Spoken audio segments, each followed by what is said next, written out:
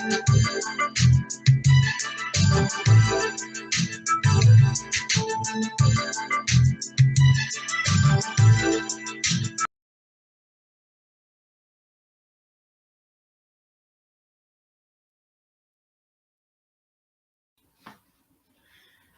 good evening, everybody, and welcome. Welcome to Black Business Recommendation. Now, you know, the thing is, we've been chasing this gentleman for a little while now, but before we introduce you to him, I think we're going to show you something. It's a short clip, and you'll get a great idea of who he is. So, without further ado.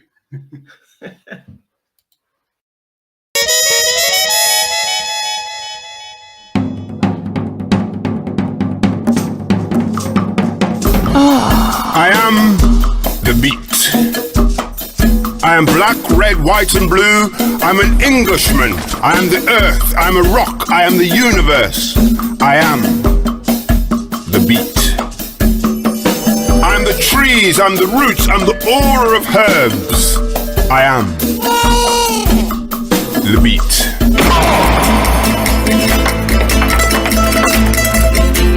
I'm flavors without frontiers. I'm free from. I am taste. I'm a smile at the end of a bad day. I am the beat. I'm a table set for a feast. I'm the summer breeze. I'm the winter chill. I'm the newborn child. I'm the echo of childhood. I'm a dreamer. I'm a blackbird. I will make the sky roar. I'm a black cat with a white tail. I am the beat. I'm the dance of fools and beasts. I'm the chant every man, woman and child deserves. I am freedom. And I am one brilliant day. I'm a survivor and I am what and who I am. I never walk in circles when I can walk in a straight line. I am love, I'm a father, I'm the flame of my forefathers and all those that became before me. I am the black farmer, and this is my soul. Return to rule the waves.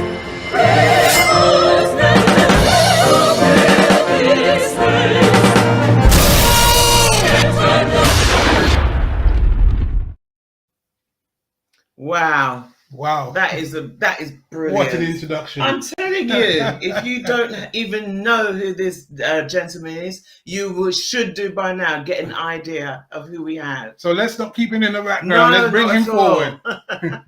Listen, well, thank you very much for inviting me onto your podcast. And what a wonderful introduction that is. And rightly so. If anybody wants to get an idea of what I stand for and what the brand is all about, that advert really does it. So thank you very much for actually playing it.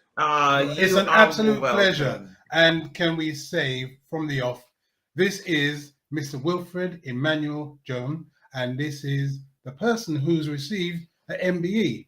So, you know, we are in a privileged, rarefied atmosphere. Exactly.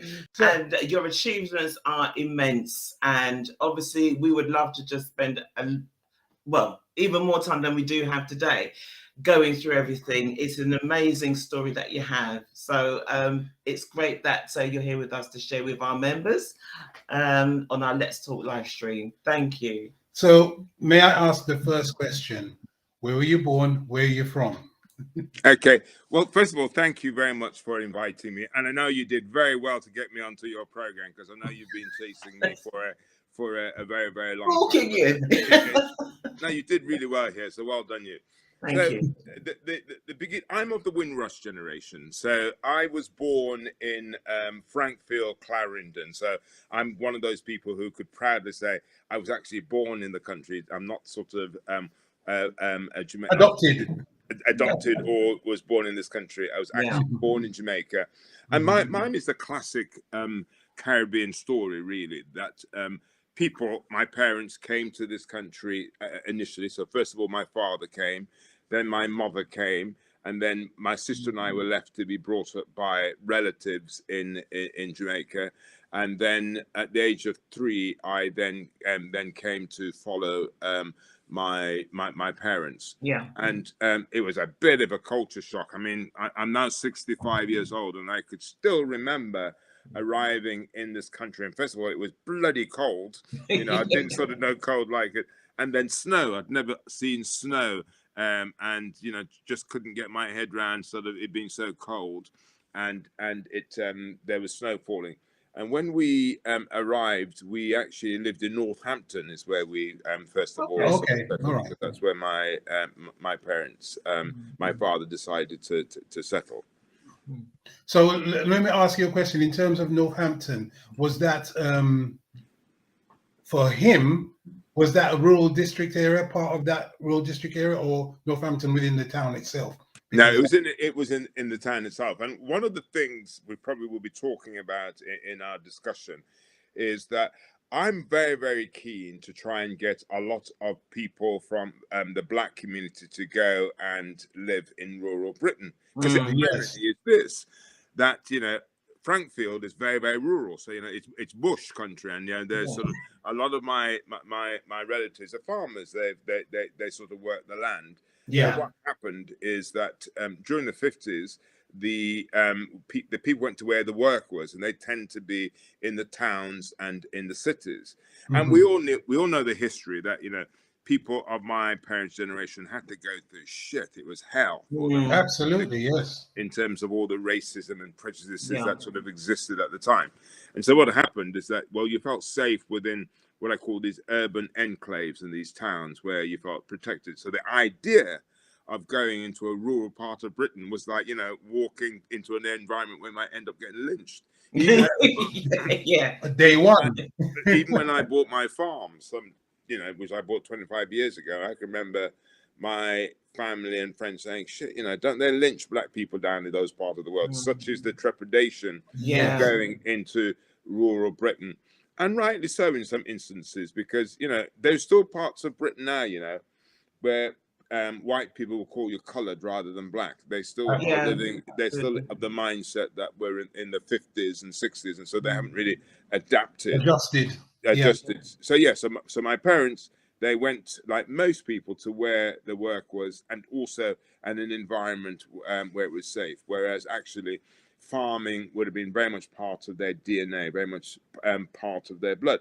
And in fact, what happened is that, first of all, my parents moved, was in Northampton, and then they moved to Birmingham. And I was brought up in a place called Small Heath in Birmingham. So I don't know if you're allowed to cuss on your program, but I'm going to cuss now. Listen, feel free, because, you know, one of the things about us, we are talking to the normal people.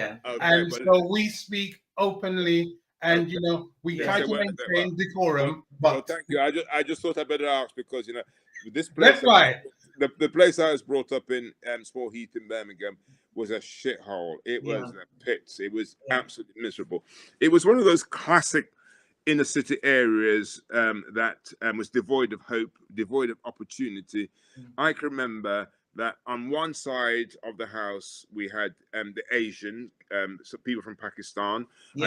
Another side we had Irish, and we all hated each other. You know, it's just that everybody trying to sort of to be the third at the society's dustbin heap, really. We lived in one of those 2 up, 2 down terrace houses. So imagine this: there's 11 of us. You know, my parents I had brothers and sisters, and including my parents, there were 11 of us living in this 2 up, 2 down terrace house. It was very, very cramped. I can remember sleeping 3 to a bed. And I can remember that my mother trying to feed all of us with one chicken. And it's not these chickens you cannot buy in Tesco. The boiler chicken. The boiler chickens that took 5 days to try and tenderize. And that even to this day, I have a real fetish for chicken bones, because I remember trying to chew every bit of the last morsel. Last morsel of out there. Now, this is perhaps where my story starts, really, because as a way of supplementing the family income, my father had an allotment. You know, if you go to a lot of these areas, you'll see people from the Caribbean with allotments. It was my job as the oldest boy to look after this allotment. So I had to go there, do all the watering, do all the weeding, and I absolutely loved it. And one of the reasons why I loved it was that actually it was really nice it was like an oasis for me, because it was really nice being away from the shithole of where I was living. Mm-hmm. And it was the sort of place you could be where you don't feel as though you're going to always look over your shoulder because somebody's going to, you know, you look at someone the wrong way, you could end up with a bloody knife in your back. So it became a real oasis for me. And this is very, very important in my story. I can remember at the age, I was 11 years old. I was only 11 years old, and I made myself a promise that one day I would like to own my own farm. I didn't know how I was going to do it, but it was a promise that I lodged into the back of my mind. And then every single thing I subsequently did in my life was to end up in a position buying this farm. I will tell you how I did it. But one of the things that I always like to tell people is this: you have to have the audacity to dream.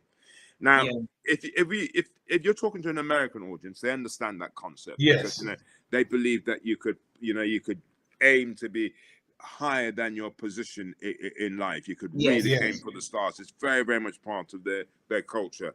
Being British, it tends to be a bit sort of put down. It tends to be sort of poo-pooed. People are not very encouraging of people who think that they could reach for the stars. Now, if you're from society's dustbin heap, like I'm from, you have to have that audacity. You have to have that belief.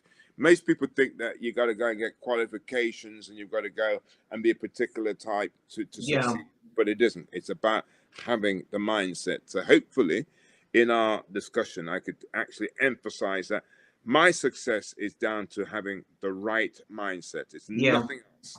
And that's the reason why I've managed to sort of succeed. So I'm sounding I'm sounding like a preacher man here, but no, it's all good. It's all good.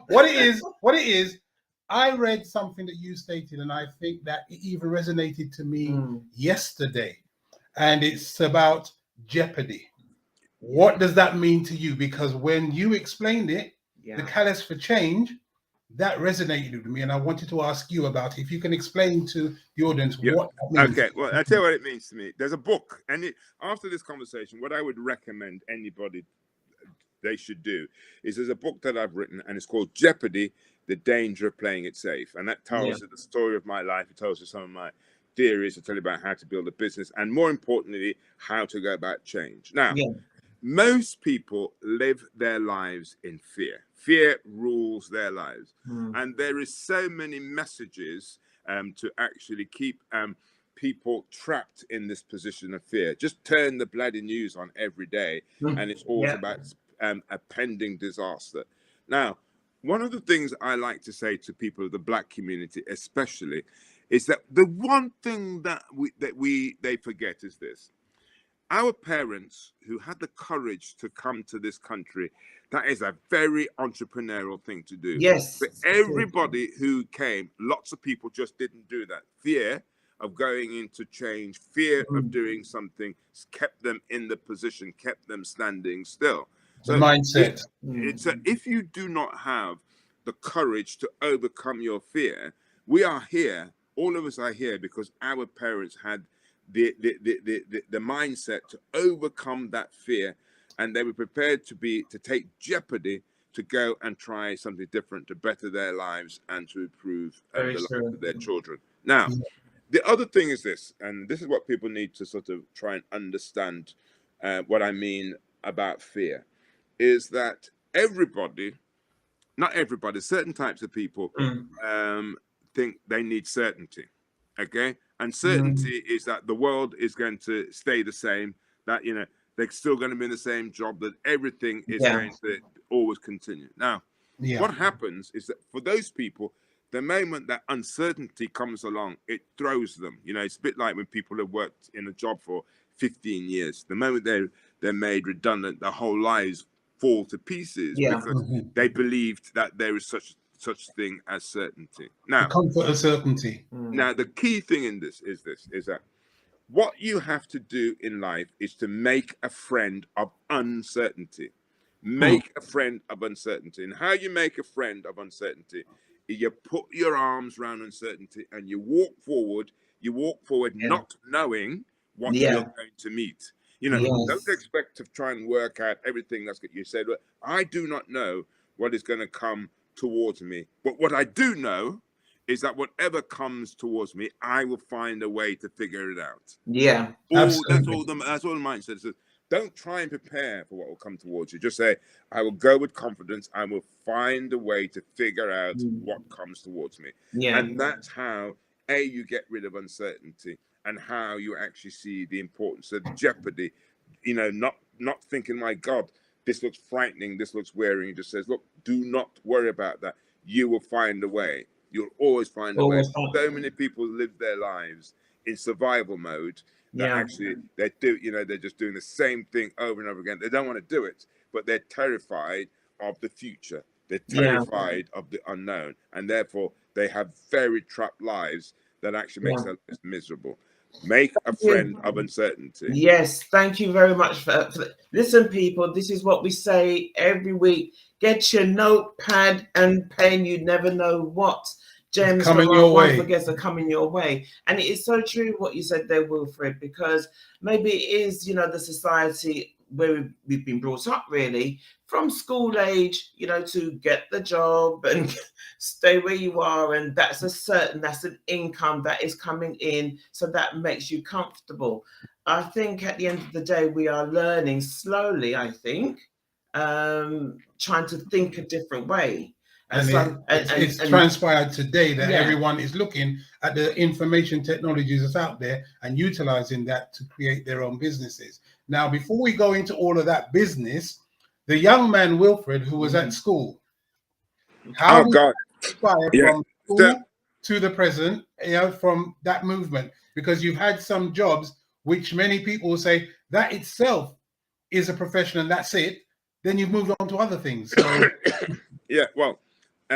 so let's start off on the business. I had this dream that I would one day own my own farm. Now, I in those days, I went to what they called the secondary moderns. I went to the local secondary modern school because you did your 11 plus, and if you failed your 11 plus, you then had to go to the secondary modern. I failed my 11 plus, and this school that I went to was as much as of a shithole as the place that I lived in. The teachers hated being there. The kids hating being there. They didn't really educate us. They policed us. They thought, they didn't expect we would do much in it with our lives. It was the pits. And to make things even worse, I'm dyslexic. And in those days, and even today, people have no understanding of what dyslexia is. So what you got a mouthy black kid being disruptive in school. I haven't got a clue what's going on because I can't read the sort of basics, and that people don't really have any knowledge about it. Yes. One of the things that you'll find is that some of the most successful businessmen are dyslexic, businessmen and businesswomen. That's the right. most famous people have some form of dyslexia. And the reason why dyslexia is a gift is because you have to think outside the box. And that's why you could then come up with different solutions to different problems. So anybody who's dyslexic, listen to this. It is not a curse. It is a gift, because it means your brain is wired in a way so you could sort of resolve things differently. Yeah. Now, so because I was dyslexic, I left school. I could hardly read and write without any qualifications.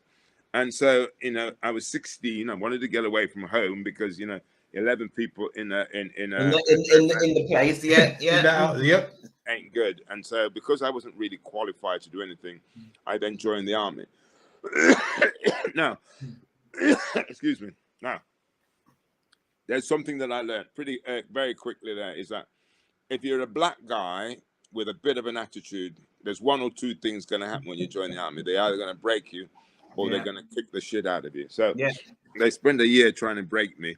And then eventually I got chucked out of the army. So the only qualification that I have to my name is a dishonorable discharge. So at the age of 18, I was kicked out of the army because they just thought this guy is totally useless. And, to be truthful, I was just a pain in the ass.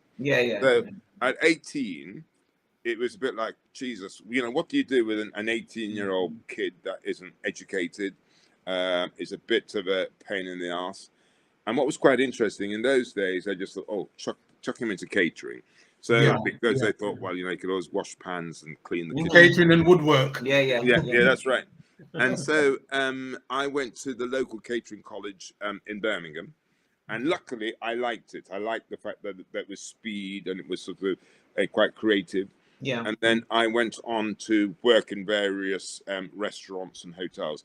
And what's really important is that catering now is a pretty glamorous profession. Absolutely. Back in those days, it wasn't. That was where all the thickos, where all the stupid people went to. Mm. And I worked in sort of burger joints and things like that.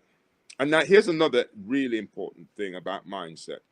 Because this dream of always wanting to have my own farm was always there to kick me up the arse to get on with it, boy. And I just thought, well, you ain't going to be buying no goddamn farm, washing pans and flipping burgers. You're going to have to do something else.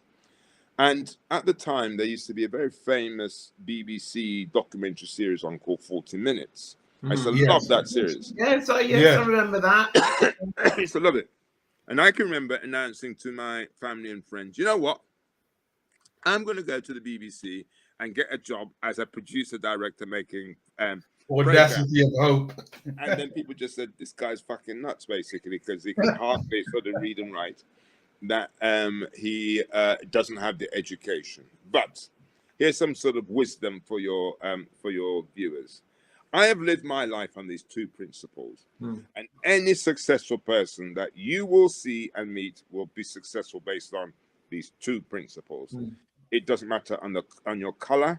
It doesn't matter on your gender. It doesn't matter in your education. It doesn't matter where you come from. Success is based on these two principles. The first one is that you have to be ruthlessly focused. Yeah. And what I mean by that is that you're able to get rid of the white noise of living. When people look at their lives, it's full of shite, really. It's full of things that don't really matter. If you look at an athlete, they are totally focused. If they got to get up at 4 o'clock in the morning to go and train, they get up at 4 o'clock in the morning to go and train. If their friends are out partying, but they need to train, they ain't partying. They're focused. So it's about getting rid of the things that makes your life rubbish and just focus on that one thing. So that's the first thing that you need. You need to have ruthless focus. The second thing, and this is far more important than the first, is that you have to have passion. And the reason why you need to have passion is passion defies logic. It doesn't make sense. It just doesn't add up.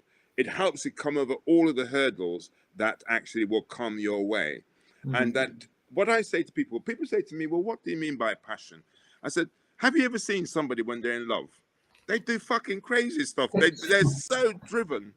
They're so driven. Just one look at it, just one focus. That's it. That's what. And so we all know to do it because you watch somebody when they're in love and you just think, man, that person just does things that just doesn't make sense. Driven. That's what passion is about, and that's exactly any innovator, anybody starting a new business, exactly the same sort of mindset. Everybody else looking at them just like, this boy is crazy or this is crazy. Those are the two elements: focus and passion. So what I decided to do, right? So I said, well, I want to get into the BBC, and I did everything that normal people do. I wrote to every single producer, director you could think of. They used to be the copy of the Radio Times. I wrote to everybody, and as you can imagine, nobody didn't even bother writing back to me. I then rang them. Nobody would take my calls. At the time in Birmingham, there's a big studio complex called Pebble Mill. Oh yes. The original. That's right. And so I said, right. So I went to the Pebble Mill, and they used to have security guards at the gates. And these security guards used to let people in and out of the buildings. And they had manual barriers to let people in and out. And these security guards hated getting out of their nice warm sheds that opened the barriers. So I said to them, look, I'll do that for you, and I'll do that for nothing. And they thought, well, shit, this guy's willing to, do that. And for fucking months, I was there opening these barriers, saying, good morning, in sir. the cold. Good afternoon, sir, to all these people, letting them in and out of the buildings. From there, I met the cleaners who were going in to clean the offices. And I said, look, could I come and help you clean the offices? And I said, again, I'll do it for nothing. They said, well, yeah, come along. And I cleaned the offices. And then this happened. I met a guy, very, very senior guy at the BBC. His name was Jock Gallagher. This happened some 45 years ago, and I still remember his name. His name was Jock Gallagher. And I was saying to him, look, I want to get into television. I want to become a producer, director. And he told me to come to his office, and he spoke to me for about an hour. And he says, look, boy, you know, you ain't the sort of person that we employ in television because, you know, you don't have the education. You got a bit of an attitude problem. And he said this. He said, look, this is something he said he thought he might live to regret. But he said, look, I'm going to give you a job as a general runner, which means you do all the shit work. General runner for 3 months and then to see what happens. And that man, having the courage to give me that break, then started off a long career in television. But another important thing you've got to do is find your guardian angels. Find your guardian angels, because every single bit of my success, somebody has gone out of their way to give me the opportunity. So if you put it out there, this is what I want. Your guardian angels will find you, but they're not going to find you if you don't put it out there. And that man basically took a chance with me, because one of the things I hate is goddamn human resources, because human resources filter people out. They filter people out. So that's why what you need is people who are prepared to put themselves out to give you an opportunity. And that's what he did. So I started off being a general runner. I then went on to be a researcher, researching all sorts of programs. And then I went on to become a producer director. Now, my claim to fame is that I used to work on a program called the Food and Drink Program, which is a big, popular food program. And it was that program that started the whole celebrity chef culture. So I gave people like Gordon Ramsay his first break in television. I gave people like James Martin his first break in television, Raymond Blanc, most of the big name celebrity chefs. I gave them the first break. And this is how it happened. My boss knew these chefs are fucking hard bastards. They don't take any shit from anybody. And all the Oxford types were quite intimidated by them, because these chefs are the sort of people that would take you outside to sort the problem out. My boss knew that I was the sort of person that would oblige, basically. I wasn't intimidated by them. In those days, we used to shoot film, and film was very, very expensive, not like today with video. And so they had to be trained how to, you know, perform in front of the camera, because you had a 10-minute roll of film was about £100. And so I had people like Gordon Ramsay would come to my house where we'd have practicing cooking dinner. So we'd say, right, how to get the whole things in. And I traveled the world making films and food programs. So at most countries I went to and traveled the world. Now, you might think that this is a boy from the ghetto, from society, you know, end up in traveling the world, making food programs. The thing to do in life is to shut the BBC. The BBC. And over 15 years. You forgot to mention that. That's right. And you just think the thing to do is just to count your blessings, and to stand still, and not to follow your dreams. But the moment you stand still in life, life will pass you by. And again, what tends to happen is a lot of people feel that they get to a place of comfort. And if you get too comfortable, it's a disaster. One of my great heroes, Steve Jobs of Apple, says, stay hungry. Stay hungry. Because if you leave that feeling of hungry, life will pass you by. But I knew that as wonderful as the BBC was, if I didn't leave the BBC and do something else, I would never, ever get into the position of buying my own farm. And then also, so I knew at the time, because you're leaving somewhere secure job, you know, you think that the BBC is a job for life. And I decided to leave the BBC to set up my own business, my own food and drink marketing business. I only had enough money to pay the mortgage for 3 months. After that, I would have had no money. I had no clients. I had nothing. And again, we talked about jeopardy earlier on. A lot of people just would not have the courage to do that, because they just be terrified of the fact what's going to be under the side. That is where you need to have something faith. You have to have faith, and you have something larger than yourself, whether that's religion, I don't care what it is, but you have to have something that's larger than yourself, because if you use rational reasoning and logic to make your decisions, you will absolutely fail, and then you'll have a disappointed life. So you have to do things where you feel that fear and you go forward. I suppose that's where it comes in, where you hear a lot of stars or celebrities and business people saying, you know, you can't keep still. I'm always moving. I'm always, you know what I mean, keeping on the move. Never satisfied. I'm never satisfied. And you kind of think to yourself, well, why? You know, but the way you've explained it is, that's what keeps you going. That's what keeps you being stagnant in whichever way you see it. So I think for a lot of people, that should give a lot of inspiration. Absolutely.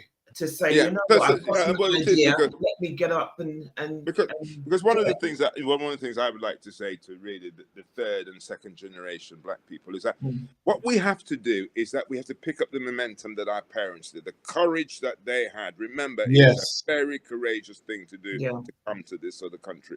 And in a sense, what has happened is that people have sort of just focused on what I call this sort of urban enclaves. It is our responsibility to branch out, to say, right, we've earned the right to be in this country. And I don't think you really belong in a country until you own land. I could walk around a piece of England that I own, it belongs to me. And when you have something that belongs to me, there's a totally different sense about it. You're not a transient. So when you think about the English history, you have all these families that go hundreds and hundreds of years back, and they own land and their own property. It is our responsibility as the second and third generation to go and claim that right. And I would like a lot more people from our background to determine in doing that. I think one of the things that you're saying there is quite right, because what we also need to do is to purchase the property we live in, rent it out, and go, as you say, elsewhere, because we seem to be in a situation where we're all willing to just live in the home that we're at, and then we don't move any further. So it's only the one property, and then when it's time that the Lord calls us, then we haven't correctly done the necessary things to keep the property, so it goes back to the taxman. We need to organize ourselves and understand what it is about estate planning that we need to understand to make sure. What I think is this: is that it's about what is your purpose in life? That is the most fundamental question everybody should ask themselves. What is my purpose? I know what my purpose is. My purpose is to bring about change. How to demonstrate to other people from my background what is possible. How is it in God's name that somebody with no qualifications, with such disadvantaged backgrounds, manages to go and achieve what I managed to do? And that is about a mindset. How do you get to change that mindset from what I call a survival mindset? And a lot of people in our Black community have a survival mindset. Absolutely. And you can understand why they've adopted the survival mindset, because if you've gone through decades where you're treated like shit by the host community, you could understand why that makes you wanting to sort of circle the wagons, whereas it's right, it is now time for people like me to branch out, to say, right, let's claim our sort of birthright. But also I think we're not told enough about how unique we are, because why is it, for example, that somewhere like Jamaica, a small island like Jamaica, has given so much to the world? To the world, there's something unique about our DNA. Our whole attitude. The attitude that we have is something that is a powerful tool, that what we should do is actually embrace that and see that we've been given this sort of special gift that we should be doing more of. And I just think that if more people from our community could recognize that there is something special about us, that actually entrepreneurialism is very, very much, any Black person in this country, deep rooted. They're here because somebody in their family was entrepreneurial. There's not many people who live in England that could say that. Absolutely. If you look at a person of color, you're here because only 50 years ago, somebody had the courage to leave everything they knew behind to come here in order to better their lives. Again and do better. So that's what people need to do when they look in the mirror. That is telling them that there is something special about them, and not enough Black people know that. Let me ask you a question about politics. Again, because you bid for becoming one of the Conservative members of Parliament. Now, how did that come about? Because you're actually recognizing yourself as a Jamaican, proud heritage, all the issues that you've gone through, and what makes you take that development within your direction, because that's far from the farm. So one of the things, again, that I feel very strongly about is this. again, it's back to my idea that most people from the Caribbean are entrepreneurial, that they've gone on and they've done them themselves. Given the opportunity, they will go on and make life really, really good. Now, what has happened in politics is that because black people have suffered, the left, the Labour, socialism is sort of take white liberals, the people like goddamn really, have a lot to say. White liberals have said, "Oh, poor you, let's come and we understand your plight and we'd be supportive. So come and join us in terms of with a socialist agenda, and we'll be there to protect you." And we've then been seen as victims. And I do not want to be seen as a victim. I just want to be given the opportunity. Given the opportunity, then I could then go and make change. And what I think has happened in our politics is that because of what black people went through in the 60s and 70s, it actually then meant that they shifted towards their politics towards the left.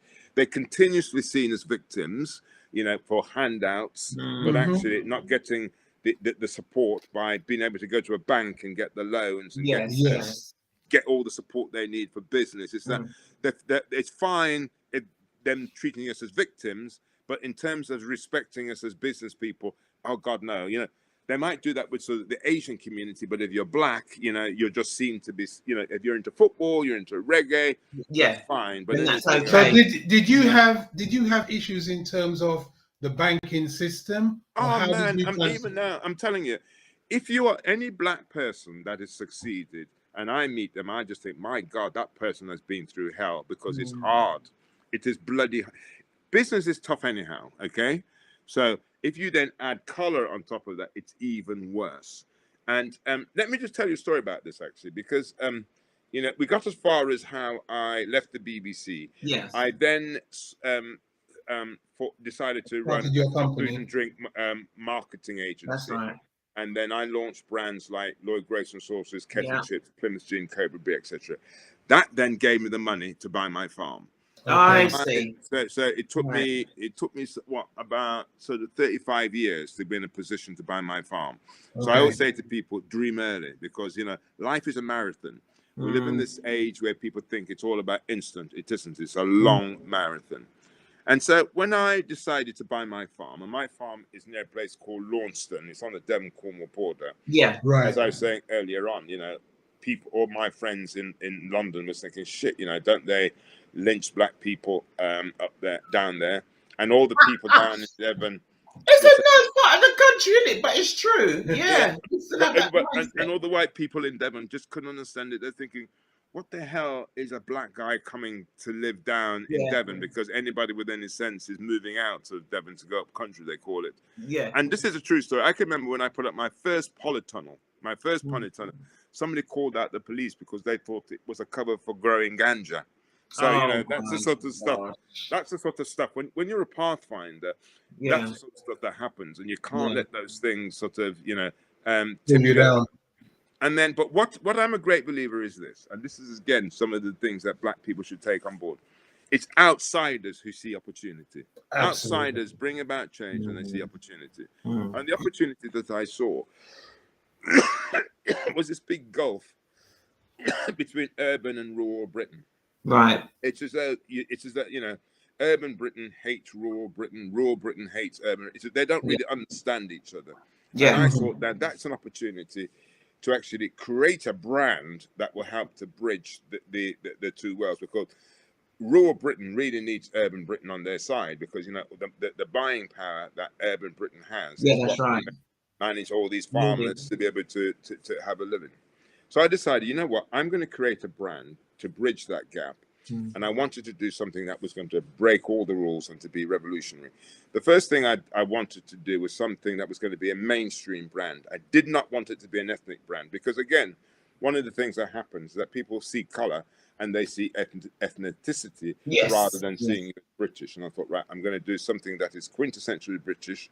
So that's why I decided to do a sausage. The first thing I thought, well, the British people love their sausages. I'm going to do a goddamn sausage. I found somebody that would help me develop the products. And then the next thing was to come up with a brand name.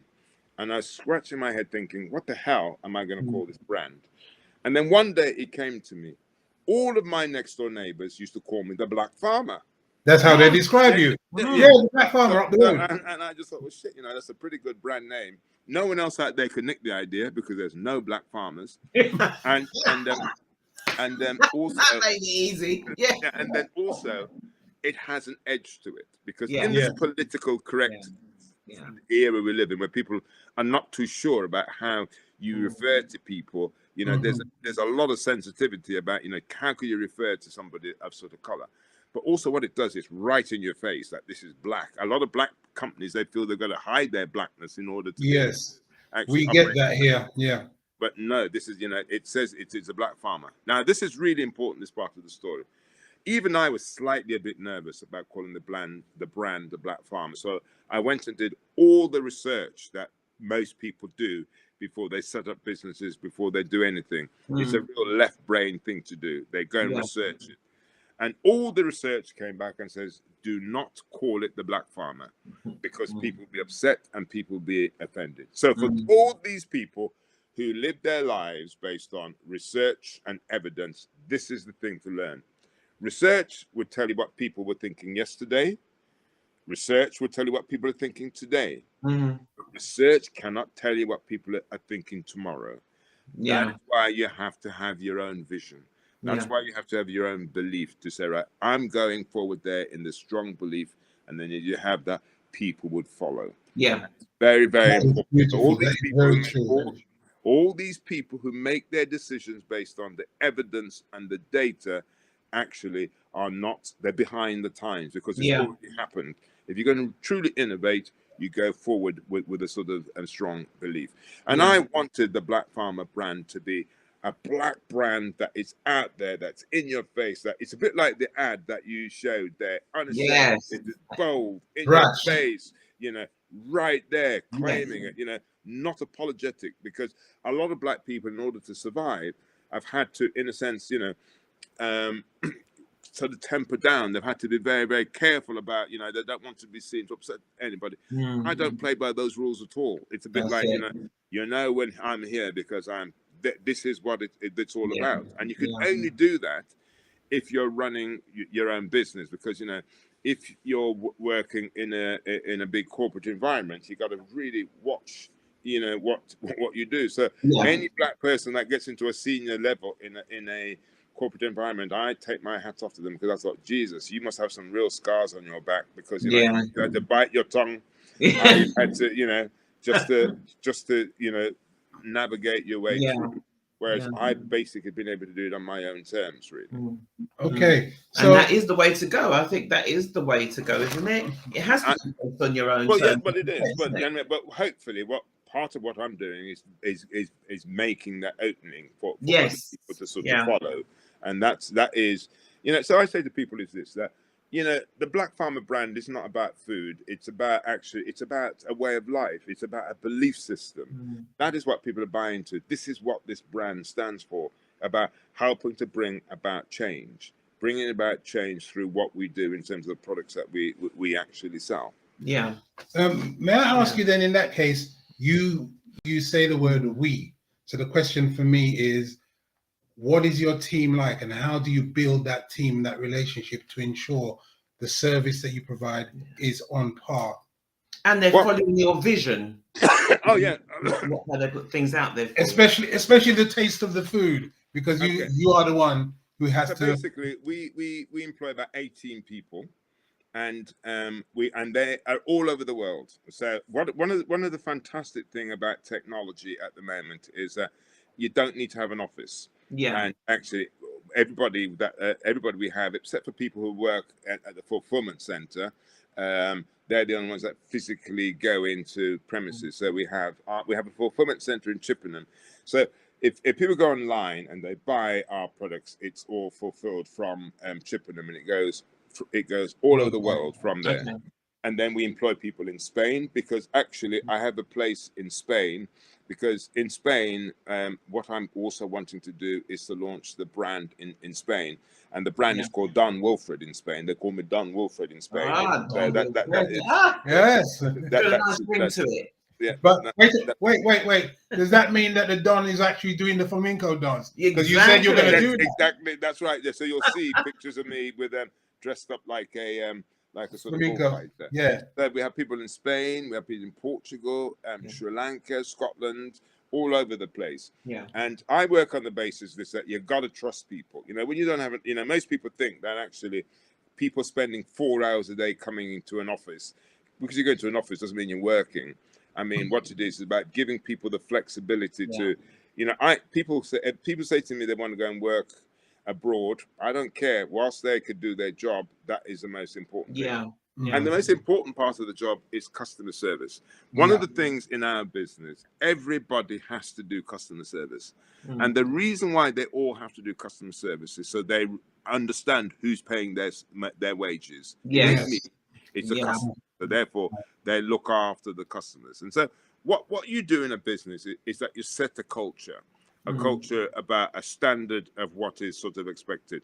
So all people have to do is go and read our Trustpilot reviews, and they'll see we have phenomenal reviews, because culturally within the business, it is, people know that the one thing they could never fuck up is customer service, because I will be down on them like a sort of ton of bricks, basically. Yeah. And it's a bit like, I want to treat people like the way that I want to be treated. And what is really interesting about customer service, for example, is that in this digital age, things are being made a lot easier. One of the things that I find really, really frustrating is that young people now are all sending emails, texting, or sending messages. They don't pick up the phone, when actually the best thing you could do sometimes is just pick up the bloody phone and talk to someone. Just talk to someone. And I'm of the belief that we're going to have a time when the young generation has forgotten that vital skill of actually talking. Communication. Yeah.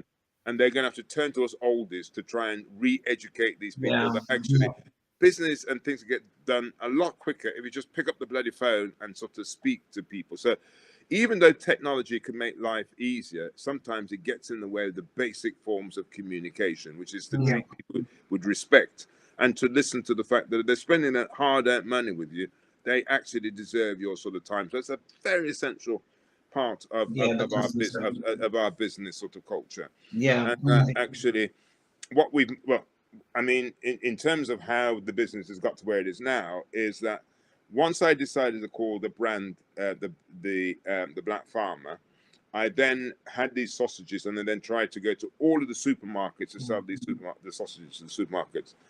And this is one of the challenges that a lot of black people will have, because I can remember going to see all the buyers, and they look at these sausages and they think these sausages, and they say, well, are these sausages for black people?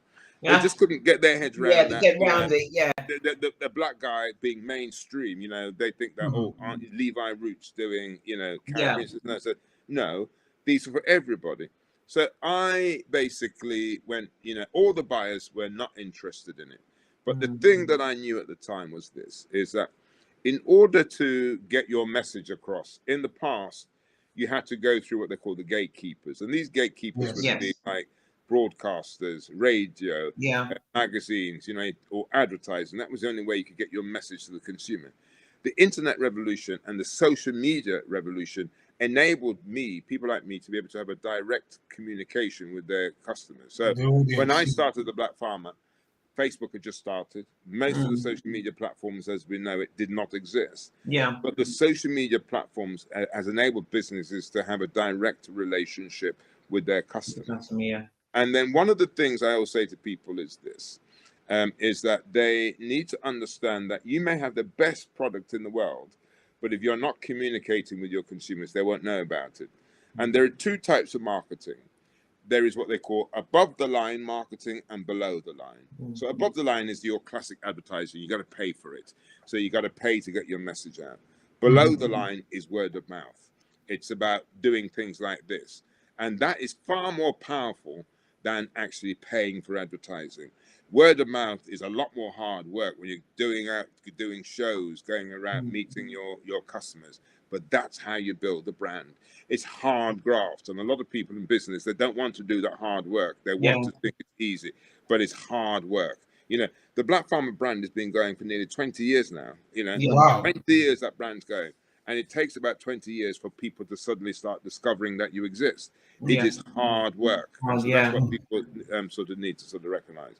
And then basically over time, because I went round and I did all that hard work, most of the people who buy the Black Farmer brand are not black. They're white Middle England. They're white people who've gone out of their way, and they've written to the buyers to say, why aren't you listing these products? And as God is my witness, that's how I got my products listed. Wow. So, you know, Middle England, the people you would never think are the ones that we were sorting black people, are the ones who just say, actually, they like my story. They like what I stand for. And they say, right, we're going to try and get this guy, you know, an opportunity. So you have to have a good product, but you've got to get people on side, because those people become your sales force. They're the ones that are doing the fighting for you. That will do the fighting for you. So in terms of, would you say then, in terms of branding, what people call branding now, making sure that you've got, you know, the branded name and everything's branded, would you say that's part, you know, as essential as that word of mouth marketing, as you said, or is that something that will come over time? Well, my belief is this, you know, I run something called the Hatchery. And because of my high profile, lots of people come to me with lots of ideas. And if I like the idea and I like them, they become a member of this hatchery. And what that actually means is that they could come and work for me at the Black Farmer, and we develop their brand at the same time. And I've got some pretty phenomenal successes at the moment. So a black guy from Peckham came to me with an idea with a brand name called The Gym Kitchen. And he had an idea for doing beef jerky. And I said, no, let's not do beef jerky. Let's go and do ready meals. And, you know, that took 3 years. But that brand, we're now in Asda. We're now in Co-op. We're now going in Tesco. That's a £6 million brand. And it's doing phenomenally well. There's another brand called Smorgasbord. A guy in his 50s, you know, been in corporate life. He came to me for a job, and I said, well, look, I won't give you a job, but we'll create this brand. And the brand's called Smorgasbord. And that's a sort of Nordic brand, and that celebrates Nordic cuisine. So what I tend to do is this. So I've got quite a number of them within the hatchery. What I say, because I love creating brands, it's my real passion. And the thing about creating brand is that you've got to get to a brand truth. Now, the thing about, you've got to know what your brand can do and what it can't do. Now, the ad that you saw earlier and everything about my brand, the persona is that it's a masculine brand. So the Black Farmer came up with cakes. It wouldn't make any sense. You know, you've got to know what you can do and what you can't do. It's what they call a brand truth. It's about find out what your brand truth is. I was having a conversation with somebody just last week who wants to be part of the hatchery. And, you know, he's into his food. And he's a lawyer by day, and he wanted to call the brand the Good Food Inc.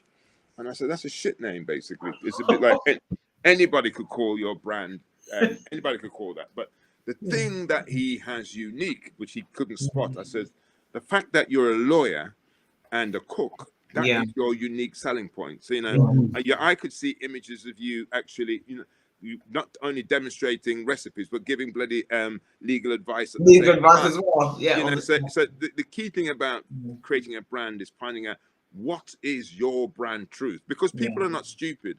They're not just going to buy something because of the name.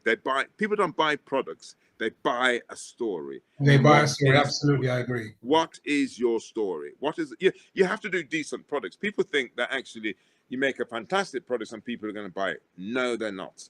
You make a fantastic product and you have to have a fantastic story. That is what people are going to buy into. So that's what I try to get people to understand. What is your story? The amount of people that says, look, this is my best recipe. And it's wonderful. And yes, okay, it tastes good and it's fantastic. Yeah. But it ain't what is your story? Yeah. What is your story? That is what people want to. That's what they're going to buy into. So when people write to me, they write to the Black Farmer. They're writing to somebody. They're not just writing to a PO box. They're writing to someone. That is the age we're living in. People want to know you. They want to be part of your story because your story would inspire them. Resonates. And all of that sort of stuff. So that is a key thing about sort of marketing and coming up with any brand. It's not you could call a brand anything, but it has to be really connected to your truth. And what I tend to do is I drill away to find out what is your truth. Now I've got another brand that I'm working on, and it's called Trust Your Gut. and that's a girl who's had a condition where it's really impacts on her stomach, and therefore I think it's Crohn's disease. So it makes sense, you see. So her creating a brand called Trust Your Gut, because she has to have a food that is very, gut friendly. It all makes sense. So it's about how do you, in the past, people distance their personal stories away from the actual product. It's not. It's your personal story needs to connect with it. And every great brand has had somebody there at the forefront leading it. So Steve Jobs with Apple, Richard Branson with Virgin. Every brand has got somebody, Colonel Sanders with Kentucky Fried Chicken. Everybody has always had a central figure, which is the driving force. Driving force of them. So may I ask? So may I ask this substantial figure as to what is his plans for the years to come in terms of legacy? Right. So my big plan is this: is that there are several strands to the business. So we have our products that are available in all the supermarkets, so people can go and buy them in the supermarkets. We do food service. So food service is that most of the food that you would have, let's say, at your work's canteen or things, that's food service. So we want to be going into there, and export. We want to do export. But the big plan is this: I want to create a place called the Black Farmer Experience, and it's going to be like a farm shop that will have a restaurant, that will have a wedding venue, that will have a conference center. And so when people are traveling down to the southwest, they say, we must stop off at the Black Farmer Experience, where they actually could go to a place where they could actually, it's the cross between urban and country. So that's what it would be. So it's a bit like when people go down to Padstow to see Rick Stein. That's what's going to happen with the Black Farmer. So we must pop up at the Black Farmer, and it'll be somewhere off the M4, M5 corridor. So when people are traveling down, people get married there. So anybody get married there, say, we've got to get married at the Black Farmer. One of my big M4. wishes. The M4. The M4, definitely.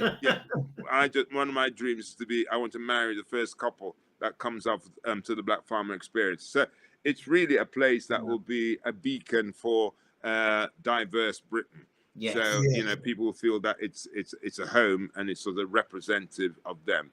That's the legacy.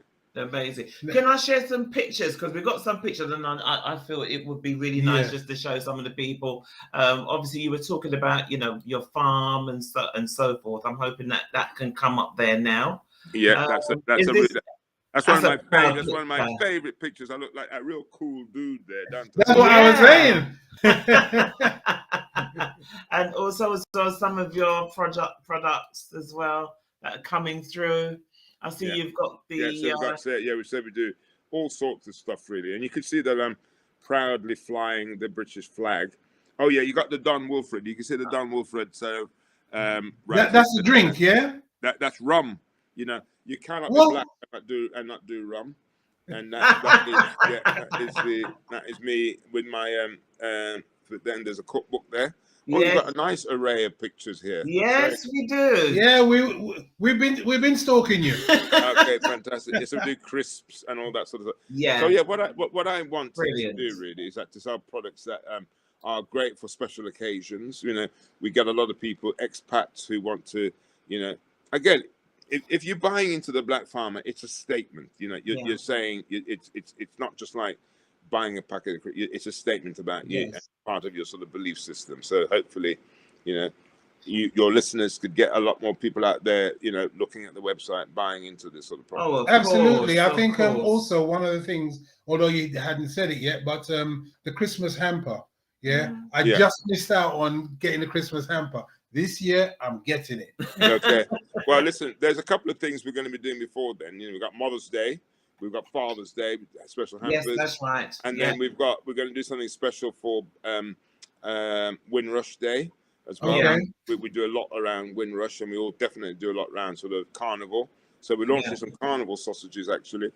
And then you had the Windrush innovation. You did something for Windrush last year. Yeah. So what I did actually, so I don't know if your viewers would remember, but I launched some sausages, and there was a picture of me when I arrived over Jamaica. There you are. There you go. Sweet boy. That's a sweet boy. Watch him.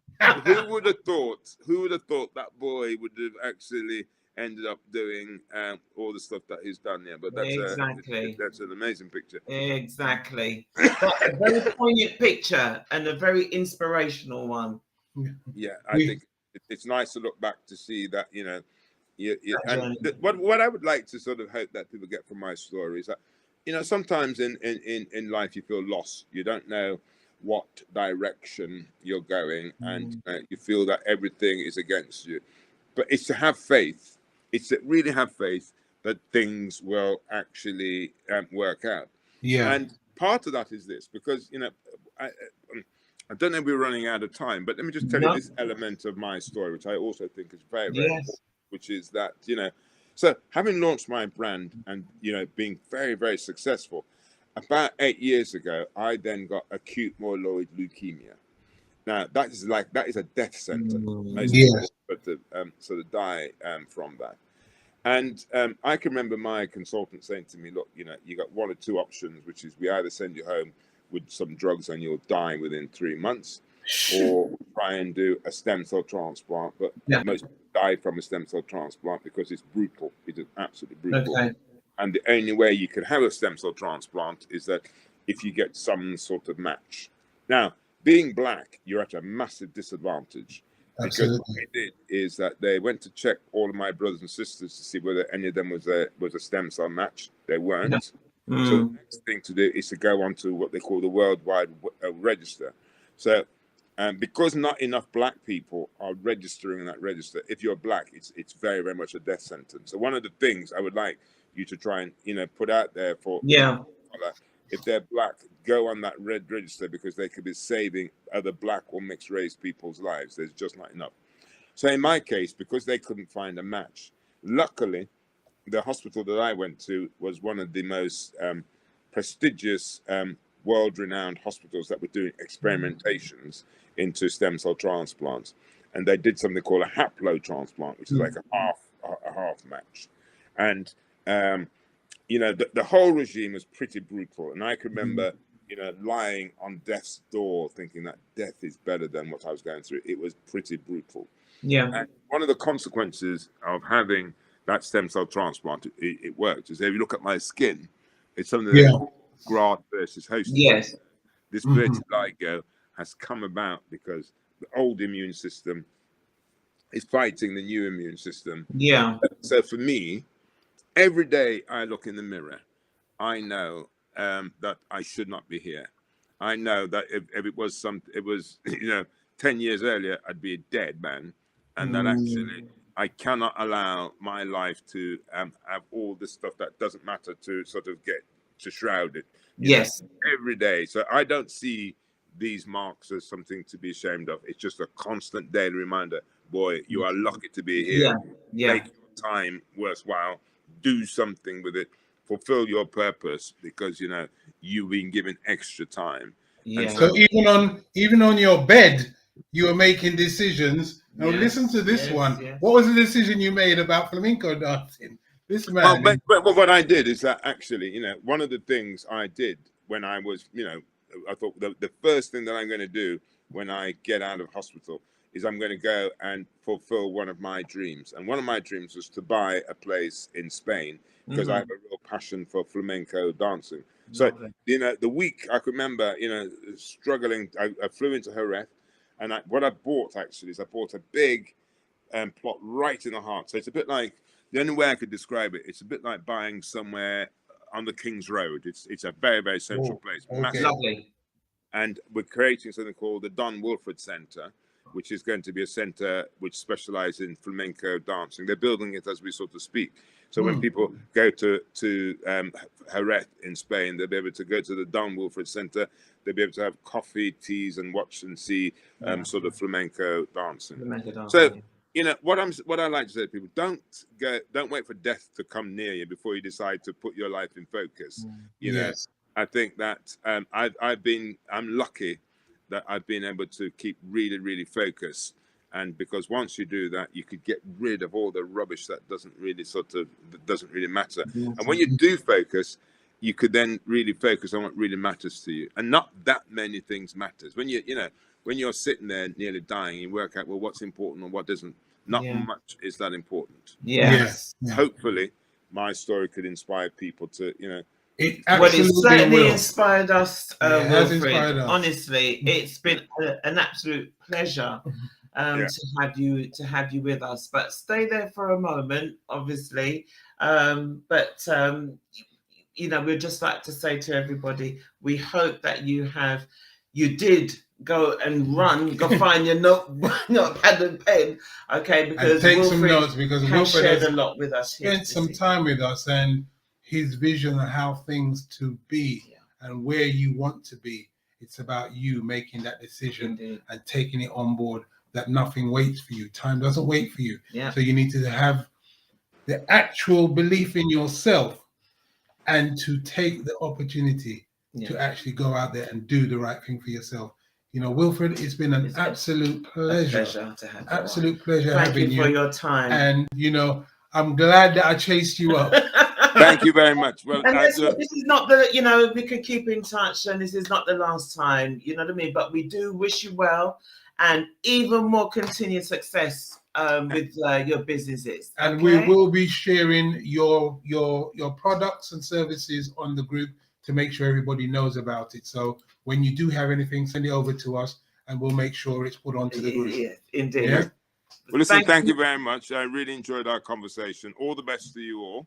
And thank you very much. We will keep in touch. Okay. God bless you. Will do. Take care now. Blessing to you. Take care. Bye-bye. Bye-bye. Bye-bye.